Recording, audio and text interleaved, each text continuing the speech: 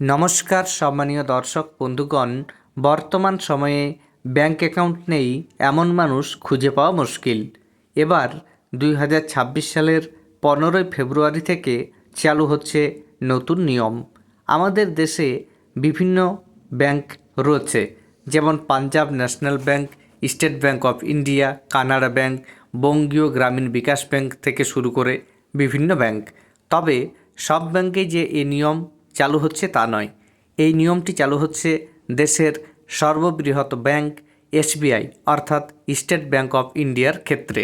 আপনি যদি এসবিআইয়ের গ্রাহক হন তাহলে এই ভিডিওটি আপনার জন্য অত্যন্ত গুরুত্বপূর্ণ হতে চলেছে। চলুন আপনাদের সম্পূর্ণ তথ্য জানিয়ে দিই। এর আগে অনুরোধ, চ্যানেলে নতুন হয়ে থাকলে ছোট্ট চ্যানেলটি সাবস্ক্রাইব করে নোটিফিকেশান অল করে রাখতে ভুলবেন না। এ ব্যাপারে একটি প্রতিবেদনে কী তথ্য উঠে এসছে সরাসরি দেখুন। ক্রমশ ডিজিটাল হচ্ছে ভারত, দিন দিন লাফিয়ে বাড়ছে অনলাইন লেনদেন, তাতে উৎসাহ দিচ্ছে কেন্দ্রীয় সরকারও। এর মধ্যেই অনলাইনে আর্থিক লেনদেনের নিয়মে বদল আনতে চলেছে এসবিআই। নয়া নিয়মের ফলে টাকা গুনতে হবে আইএমপিএসের ক্ষেত্রে। অনলাইনে এক ব্যাংক অ্যাকাউন্ট থেকে অন্য ব্যাংক অ্যাকাউন্টে টাকা পাঠানোর অন্যতম জনপ্রিয় পদ্ধতি হল আইএমপিএস। মুহূর্তের মধ্যে প্রাপকের অ্যাকাউন্টে টাকা চলে যায়।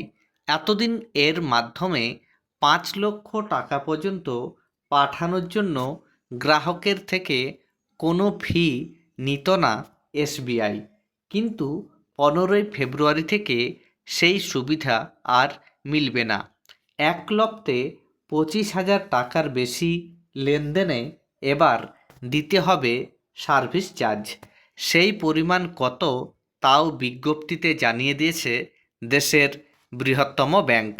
1 লক্ষ টাকা পর্যন্ত আইএমপিএসে দিতে হবে 2 টাকা।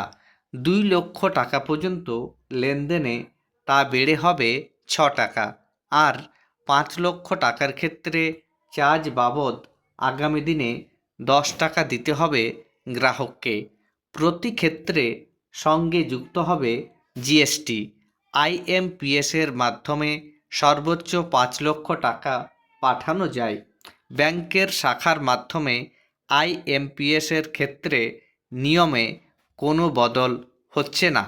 তাহলে বুঝতে পারছেন, ফেব্রুয়ারি মাসের 15 তারিখ থেকে বদলে যাচ্ছে এসবিআইয়ের আইএমপিএস পদ্ধতির খরচ।